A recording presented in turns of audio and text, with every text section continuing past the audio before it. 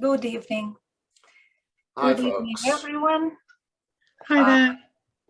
Hi. As always, I'll give you a few seconds to mute your microphone, first of all, and to settle. And as always, I will ask you to start typing and to write in the chat box your hellos and a little bit of information about yourself. It is always very helpful, both for us and for your fellow participants, to see who is here, where you're joining us from. Is it the UK? What part of the UK? Is it from abroad? What setting you're working in? Are you working with children or adolescents? Why are you interested in this particular topic? Does it crop up in your daily work? All that information is very, very helpful, both for us and for your colleagues and for our presenter. I will also ask you to indicate in the chat box whether you've done SDS Thursdays before or whether it is your first one. If you've done them, you probably know me already. If it is your first one, welcome. And my name is Dr. Julia Budnik, and I'm one of the directors of SDS Seminars. And it is SDS Seminars who is organizing this 3 Thursdays for you. And my co-director, Paul Grantham, will talk to you in a couple of minutes. So because we know that people sometimes are logging in slightly late, we won't start the presentation just yet, but we will log the meeting in about 10-15 minutes time, so nobody can join after that. Usually I log it when the main presenter starts presenting. But while we are gathering, I wanted to share my screen with you and to just tell you a little bit about the certificate integrated CBT for adolescents. And today we will be talking about one of the modules of this certificate. So let me share the screen. Yeah, is it there? Fantastic. So as always, we are starting with SDS homepage, SDS main website. And in order to find these certificates, you need to go into Certificates and Diplomas tag or menu button. And when you get into Certificates and Diplomas, you can scroll through all our exciting BPS approved certificates. And you'll see these two actually right next to each other. Certificate in CBT for children and adolescents, and certificate in integrated CBT for working with adolescents. And I still receive questions from people, are they the same certificate? Are they different? They are very different. So the first one is mainly pure CBT. So it is CBT for working with children, mainly with children, and a little bit we are touching upon adolescents. So it's for slightly younger age group. But the main difference is in the topics which we're covering, because mainly we are going with pure diagnostic categories in certificate in CBT for children and adolescents. The other one, integrated CBT for working with adolescents, is very different. It consists of many 2-hour modules, which we have once a month at lunchtime between 12 and 2 o'clock.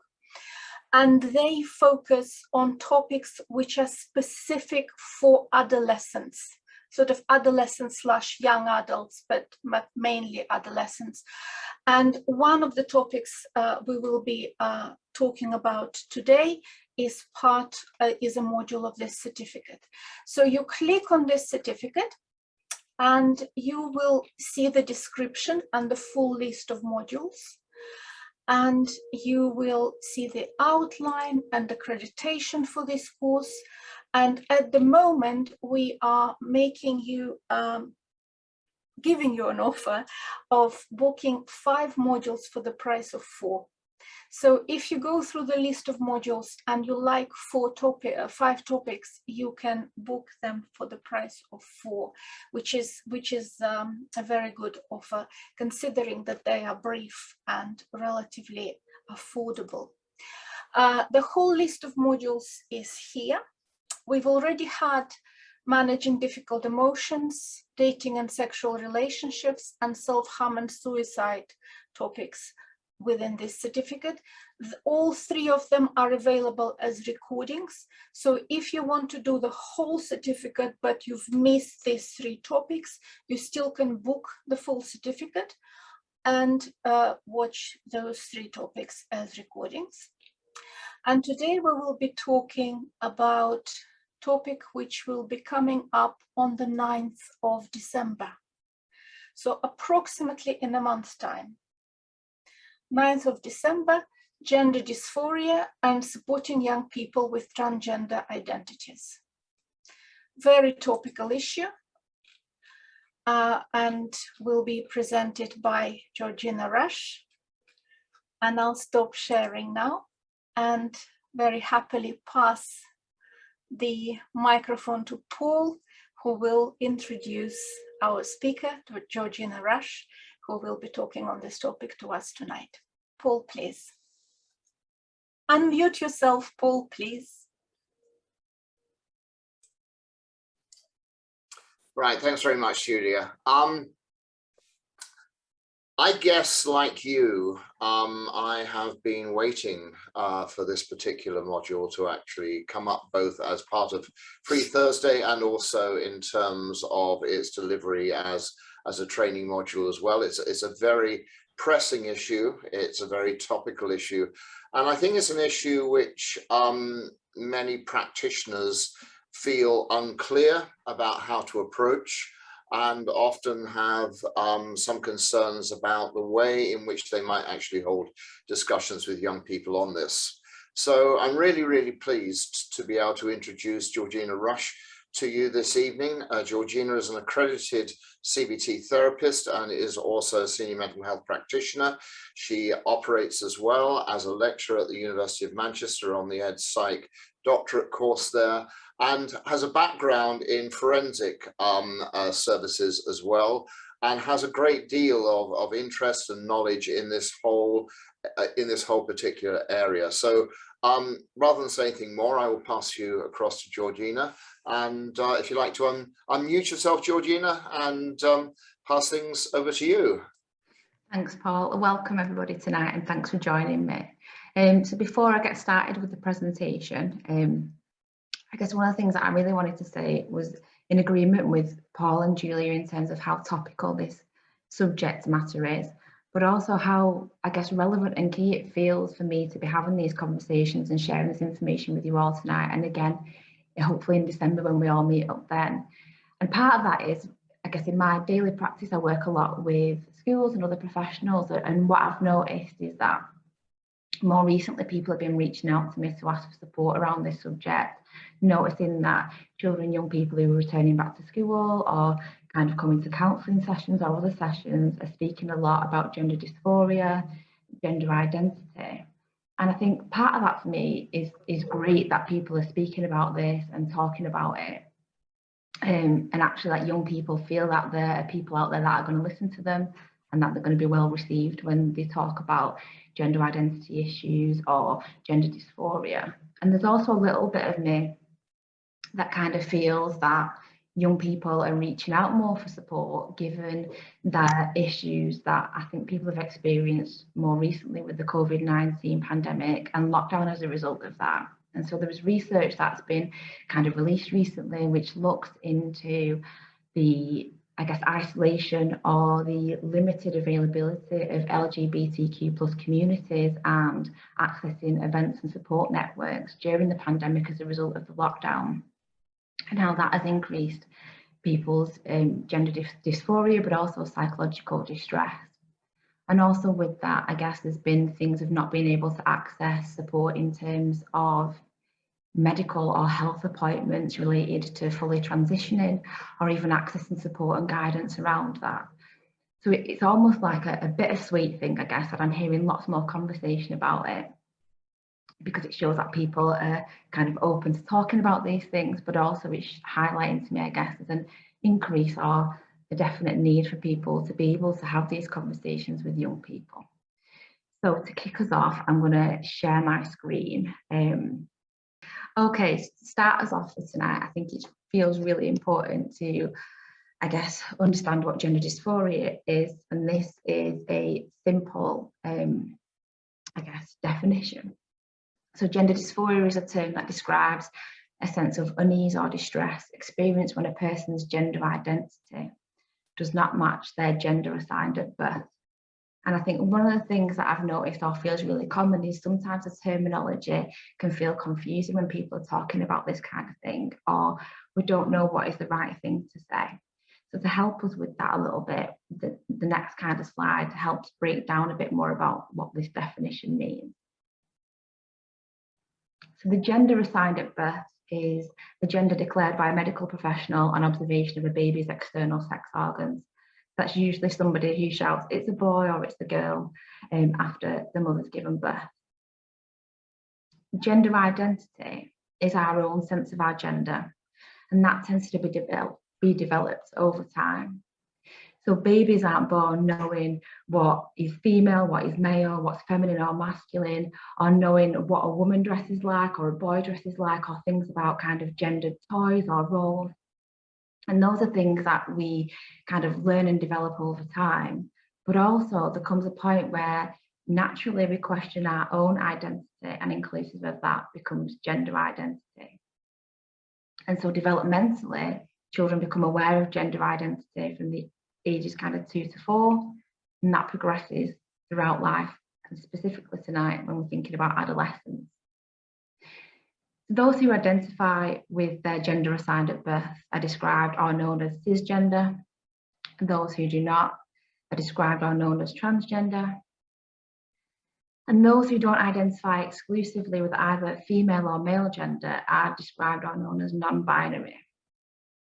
And there's a real thing where people are saying in society we see gender as binary, and that there are two things, either male or female.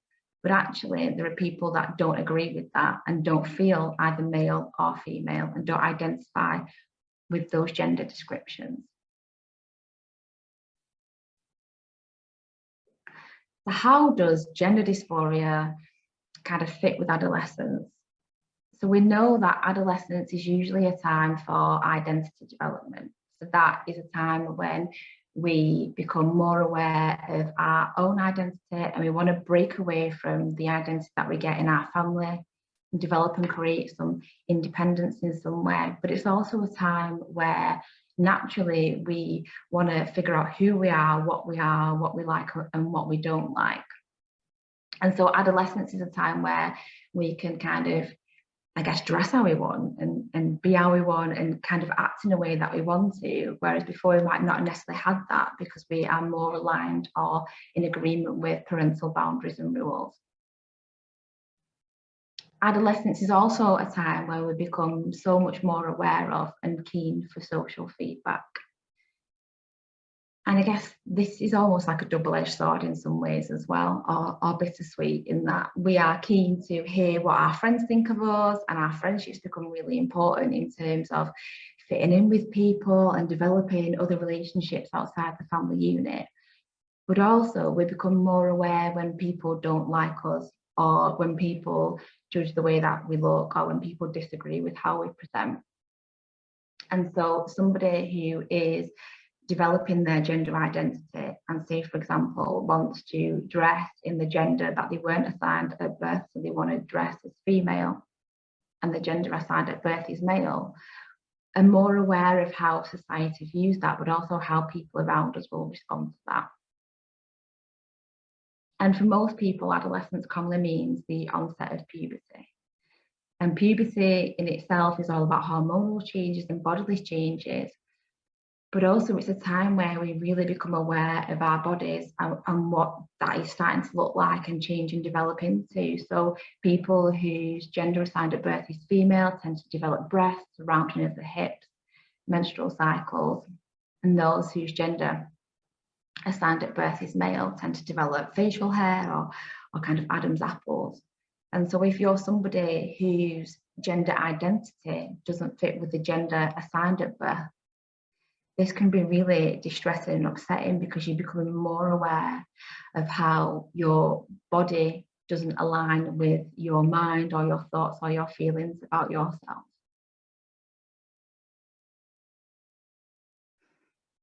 So in some ways, there are two components of gender dysphoria maintenance. So one aspect of that is that biological and physical thing that I mentioned before. So that's hormones, body changes and development, and menstrual cycle. And this isn't something that we as kind of mental health professionals or educational professionals can really do anything to support a young person with. And there are specific services out there that take on that piece of work and work with young people and families around that. But I guess we're people that can signpost and educate people and help them access services to help with that. The other component is that social aspect. So the way that we present externally, so that external self, it can be simply things like our pronouns or our name. So when people are experiencing a situation, for example, where somebody who they look up to or role model in schools, for example, a teacher, refers to them as she, when really their pronoun that they identify with is he, actually that can exacerbate that gender dysphoria.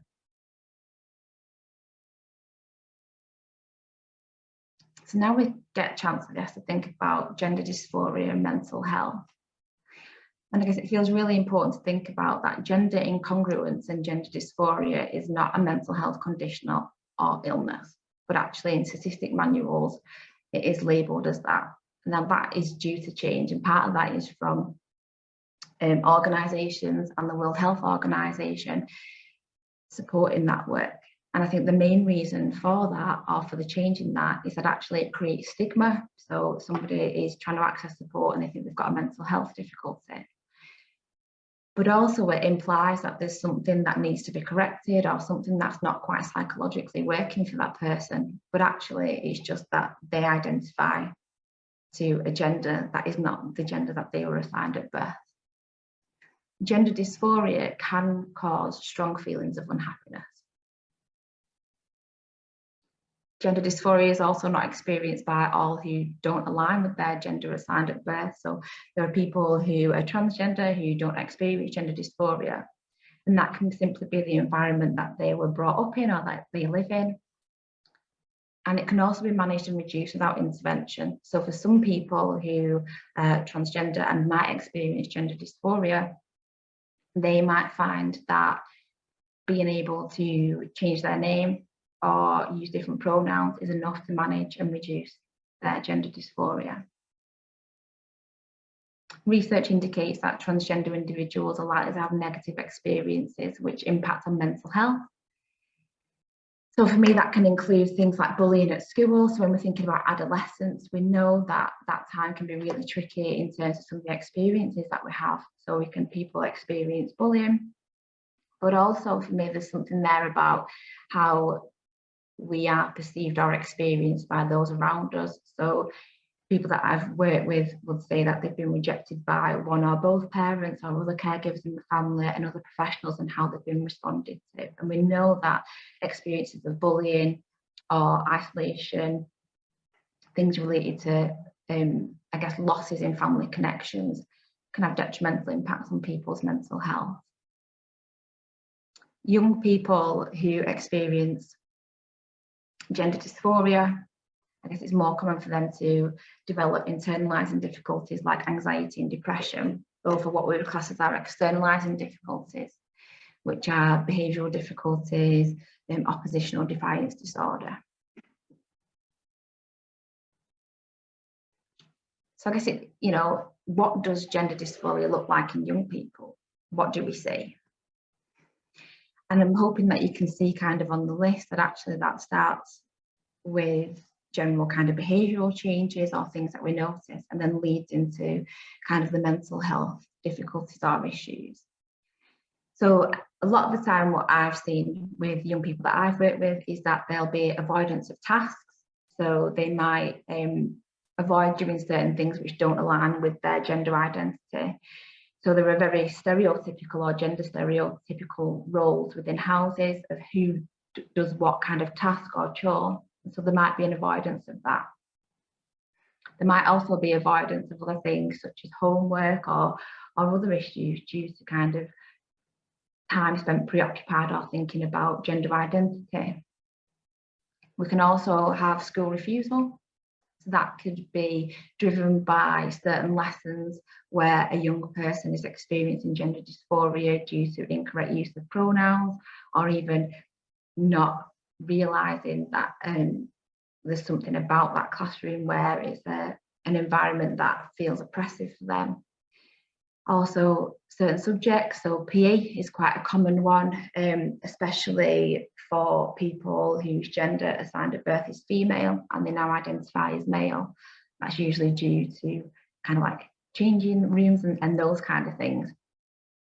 There's also elements to do with using toilets in school. So if I identify as male, but the gender assigned at birth is female, I'm going to have to use female toilets, and that might exacerbate or kind of cause some of my difficulty with gender dysphoria. You might notice changes in appearance or behaviour, so people might try and act in a more feminine or masculine way. They might change their appearance to fit in with a societal viewpoint of masculine or feminine. So sometimes there might be people who cut their hair short because that fits with the ideology of being masculine. You might also notice changes in leisure activities as well. So people stop doing certain sporting activities because it doesn't really align with their gender and it feels uncomfortable. You'll also notice things like social withdrawal or changes in friendships. So kind of spending more time without friends who they feel don't necessarily align with their identity, but also people are drawn more towards others who are experiencing similar things to them. So a lot of the children that I work with have developed friendships with other young people who are transgender as well, and other young people in the LGBTQ+ community. We then might notice anxiety and social anxiety, and then low mood and depression, and self-harm and suicidal ideation. And working in mental health services, I've worked more with young people who have entered the service who are experiencing depression, self-harm and anxiety. And actually it fits that it's not necessarily the gender dysphoria that causes that, but sometimes it can be the changes or their experiences as a result of the change or transition in gender identity that can then lead to the mental health difficulty as well. So I think this could be probably some of the reason why people are here tonight.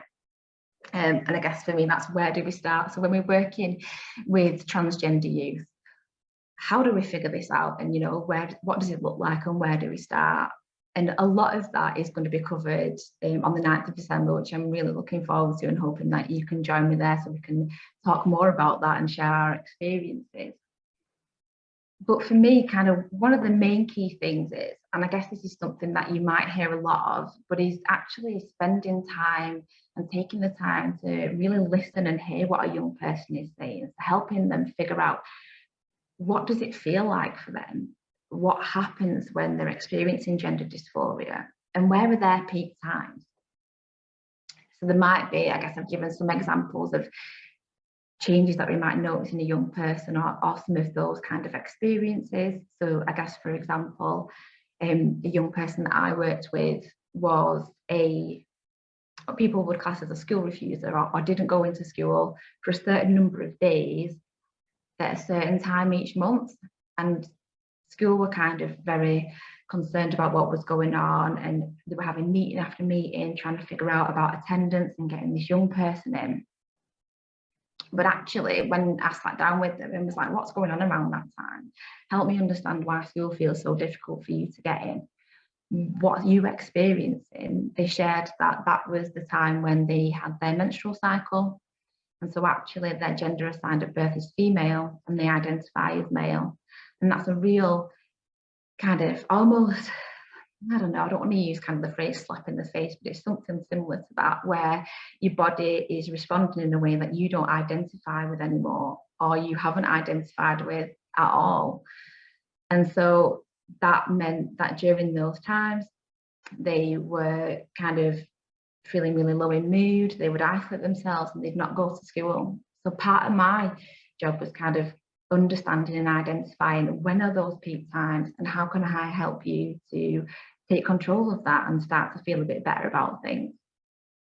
So some of that simply was thinking about what does the routine look like around that time? What activities can they engage in that are known to boost mood? So I guess pinching bits from behavioural activation.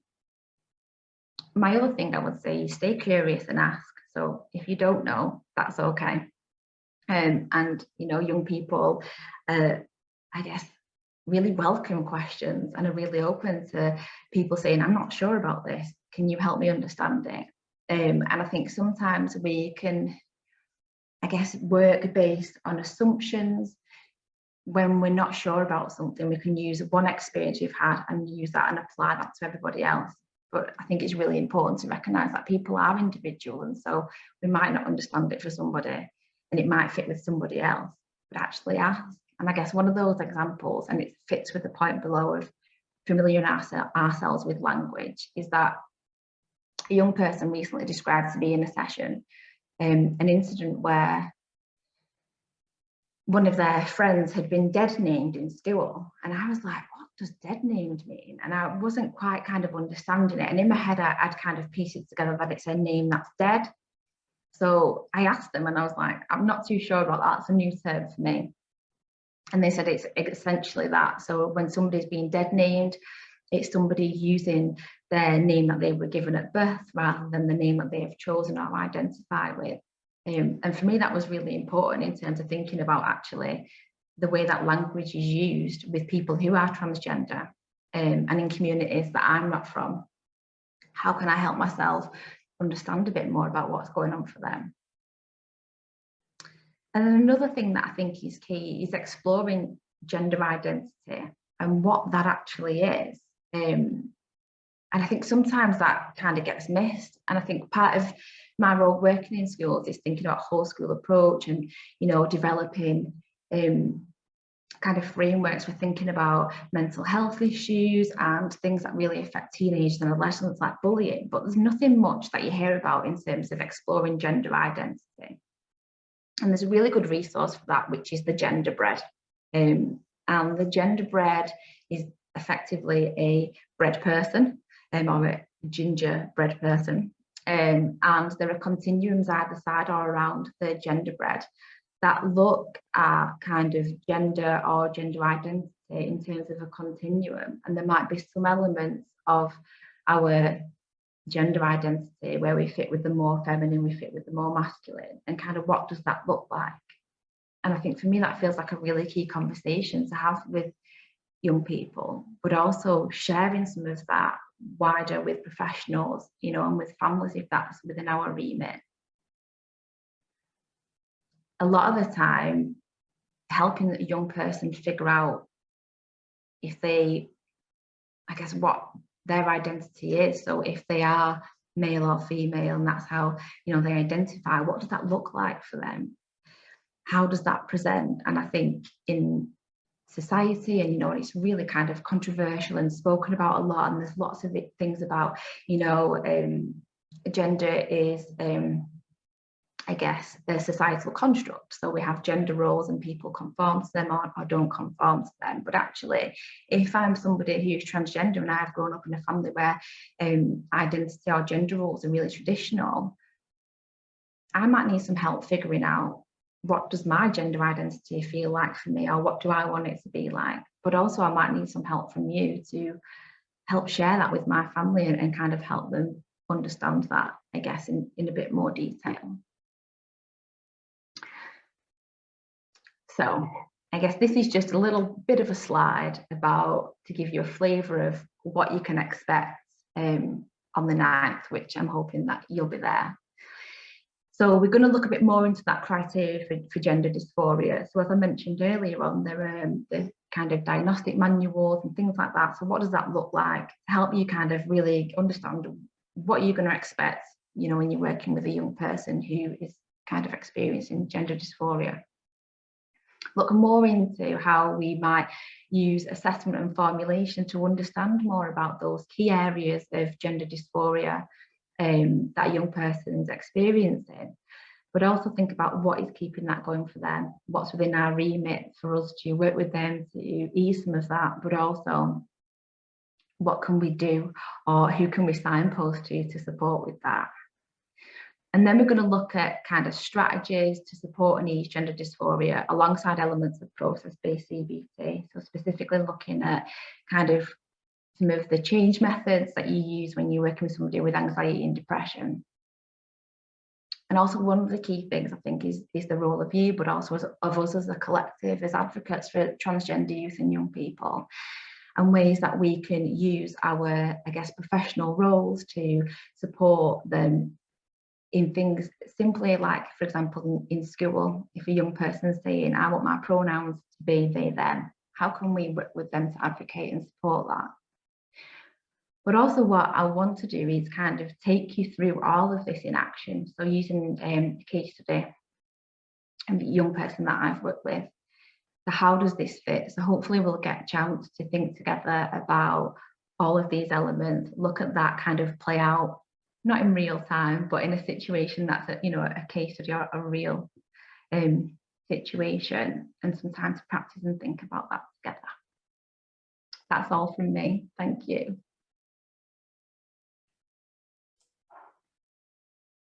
Thank you very much. Thanks very much Georgina. indeed. Thank you. I just wanted to share a comment from Debbie. Thank you so much, Georgina. This was very informative and very excited to hear and learn more on the 9th of December. So you've converted, Debbie. We've got quite a lot of thanks, but I want to open the floor for questions. I can see Akash already has his hand up, and I would just say that the best way would be to have an electronic hand up, and then we will see you on the screen and you can ask your question verbally. You can, of course, put your questions in the chat box, but with many comments, questions might get lost. So the safest way is probably to have your hand up as Akash is doing now. So please go ahead and mute yourself, Akash, and go ahead with the question. Hi, hello, Georgina. So my question is, so basically so the gender dysphoria is basically, fundamentally, it's a confusion of going on in person's, you know, head that, you know, to who he or she is, you know. And then you mentioned some points about, just a second, I made note of it.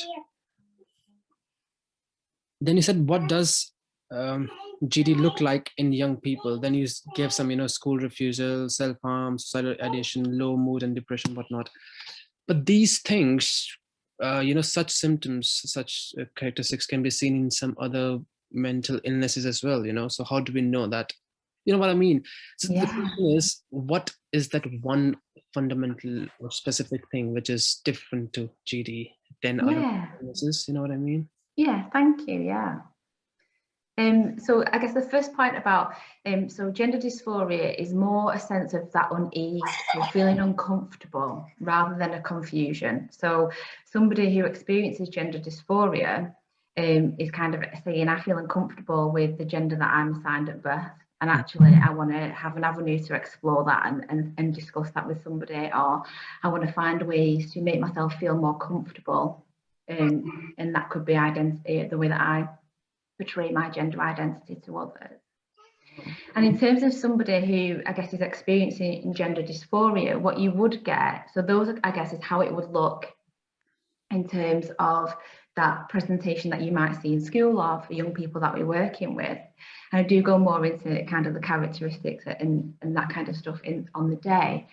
But what you would tend to get is somebody who has got like a strong sense of, I guess, not wanting to be that gender. So you might have a child who is saying to mum and dad, I don't want to play with this anymore. I definitely don't want to dress like this anymore. But it's not something that happens once or twice. It's something that happens, you know, for can be quite a long period of time. And there are children who experience kind of gender dysphoria pre-adolescence, and actually during adolescence that isn't an issue for them anymore because they might not be transgender. So I guess you might see in younger children kind of gender play. So young children do tend to like dress up or wear different clothes or want to engage in different activities and do different things. But it's when it's that persistence. I would do that. I've been there actually. When I was a kid, I was, you know, wanted to wear my sister's clothes. I would do that actually. But the point is, in my case, what I saw was, you know, my mother never said anything. You know, she kind of was very cool about it. She never said, "Oh, way to go, good for you." She never said nothing. She never, you know, went against it, or she never went for it. You know, like she was very normal about it.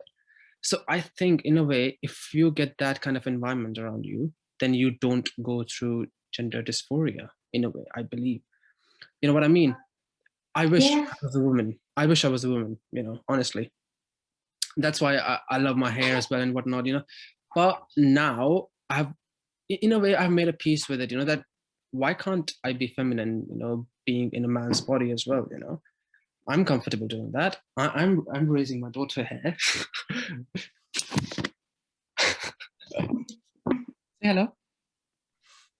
So, I mean, you know, I really think society or parents or those surroundings, you know, people around you also matters a lot. They also play a very crucial role in it.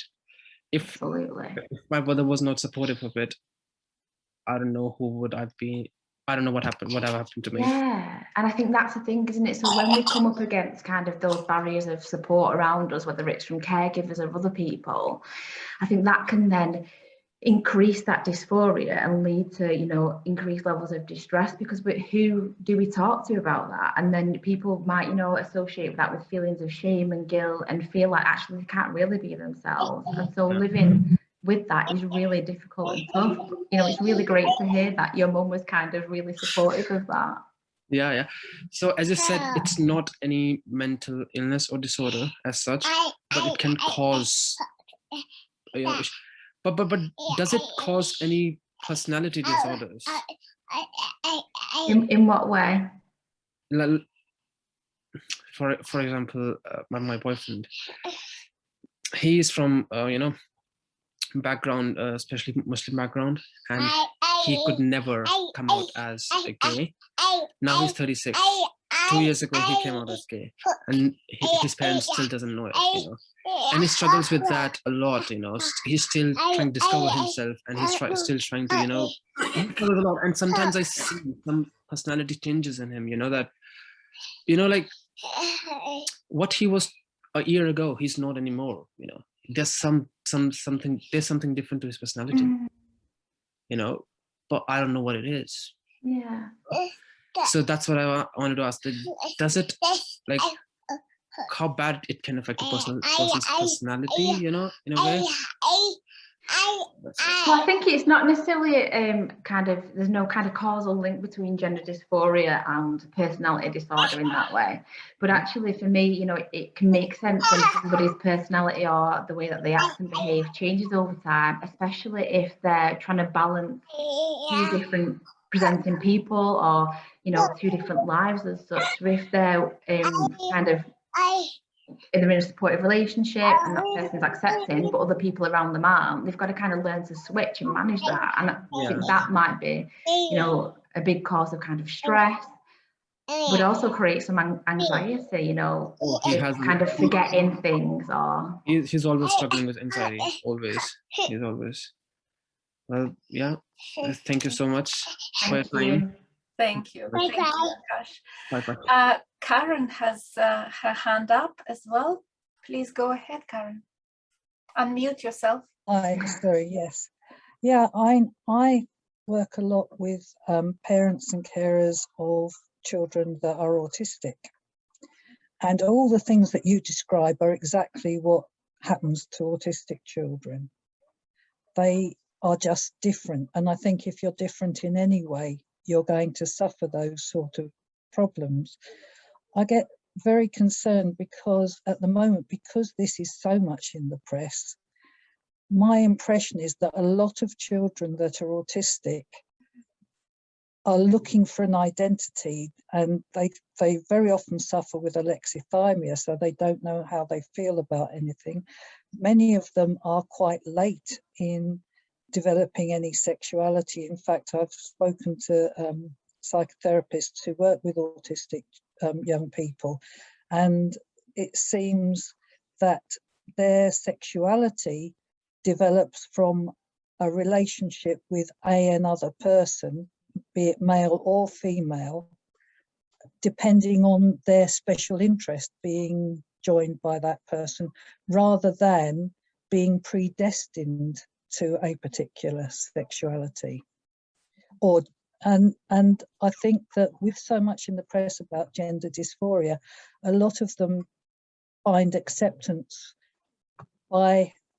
because they're very suggestible, by thinking that they have got gender dysphoria.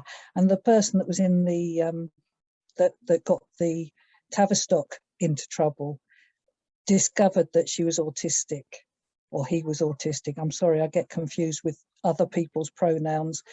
You know, and was really angry that she had been allowed to transition because people hadn't explored it. And I get very worried that therapists don't actually appreciate the difference, and that to find out about autism is really important, and to bear that in mind when they're seeing young people who are looking for an identity and find that because they're outside, they you know, they identify with transgender people and may find that they were wrong later on. And I think, like Akash was saying, you know, if your parents aren't upset about you, or don't feel that you have to conform to sexual stereotypes and gender stereotypes that society decides, you know, you don't have a problem, you know, as far as that. And you can actually discover what your identity is. I mean, I don't really like the phrase gender identity, because I don't really understand what a gender identity is personally. You know, I only wear trousers, I wear flat shoes, I never wear makeup, but I am female and know that I'm female, and I have children, you know, and I get very worried when the biological is denied, because you're not actually assigned your gender, you're genetically assigned your gender. That gives you a phenotype that makes you look that gender. And the confusion comes, you know, whatever your sexuality or your identity that you choose, that's fine. But it seems very imposed from outside, and yeah. But I'm very grateful to you for clearing up quite a few things, but that's my confusion. No, thanks, Karen. I think, you know what, it's such a good point in terms of especially young people with ASD. So, you know, in terms of referrals into gender identity services, there is a large proportion of that is children, young people with autism. And I do think that it's really important, I guess the point that I was making before about actually talking to people about gender and identity and taking the time to do that, because that in itself can be so empowering, just to understand and figure things out. And I think, you know, my experience of working with children, young people in secondary schools is that a lot of young people are missed in terms of a diagnosis of autism or ASD. So sometimes, you know, I work with children, young people, and think, actually, this, you know, this could have been spotted a long time ago, and why hasn't it? So I get your point there completely. Thanks, Karen. It's the same as anorexia. Again, that's another thing that gets misdiagnosed. Anyway, sorry, I've talked too much. Thank you. Thank you, Karen. I mean, we are cooperating with Professor Tony Atwood and Dr. Michelle Garnett from Australia on autism. And if anybody's interested in exploring this further, they are world-class specialists, and they're running a masterclass for us called Succeeding with Autism in Adolescents and Young Adults. So these sort of issues will be explored there as well. It's in November, I think it's 16th and 17th of November. So if anybody wants to explore further these issues to do with autism and adolescents and young adults, please do come. And I think there was a hand up from Nick, but then it disappeared. Nick, are you here? Nick? Yes. Yes. Oh, Neil. Oh, Oh, I thought, okay. Neil, go ahead, unmute yourself and go ahead. Hi, no, there was a Nick as well. I just raised my hand. Okay. Names are a bit confusing, but I saw a Nick as well. So hi, thank you very much for your presentation. I currently work in a secondary school actually, and we have currently one student that is gender questioning. I'm sure there are many, many more, but one that we know of, and that she comes to us and tells us about it. So I actually studied in the Netherlands, and I've learned all this in the Netherlands within the law of the Netherlands. So I was a bit curious on how it works here with the law, and how it works here with like the plan of transition. Yeah, no. Yeah, so for in the Netherlands, it would be you would put the child in observation for quite some time, maybe use some hormone suppressors for some time, and then really let them transition on a social aspect, maybe go to school wearing a dress if they want to become a girl, etc., etc. And here I find it goes a bit faster, so I was a bit curious about how it goes, and if you know about that a little bit. Yeah, no, I was going to say, Neil, so it's a pretty similar process to what you've described there. I guess in my experience, it has been as well. I think what can happen, or what does happen, is in terms of like the gender identity services and stuff. So exactly what you said there about assessment, observation, work with families and understanding. But there's more, I guess, I'm not too sure about what the age is in the Netherlands, and whether there's a difference in that in terms of when people can access medication, in terms of hormone blockers or changes and other things. Neil, do you know the age for that in the Netherlands? I actually don't have the exact age in mind, but I know that they have different stages for different ages. So for children, they would really do the observation starting from, I think, 15 or 16. Maybe I'm saying something really stupid here, but I've seen someone else's from the Netherlands. Maybe they could help as well. But I think 15, 16, then they would really get the process a bit faster. Because they're older, whereas for children they would have the observation much longer. But I know that in before puberty they would quite easily put the young adolescent onto hormone suppressants so that they can reach a decision, which is not something that they're doing with the student I'm talking about. So that's why I was a bit confused. Yeah, no, that's fine. I think, from my experience, it depends on where everybody is in terms of their journey in that aspect. And so I've worked with young people who they've waited until they were 16, and then kind of they've gone onto the hormone blockers or changed in that way. So I think for me, a lot of it depends on when a young person starts on that journey, and the professionals and the help that they get at that time, as to when some of that intervention can start.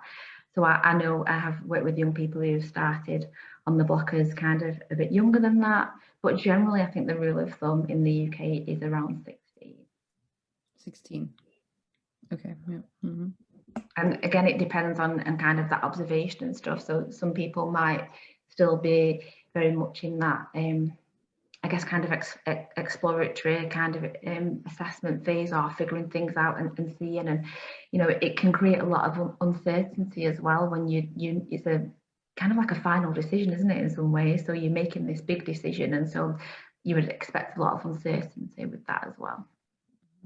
Do you have special teams that focus on this in Yeah, the so NHS, for instance, or yeah. So you've got GIDS, which is like the Gender Identity Survey. So they've got one in Leeds and then in other areas in the UK as well.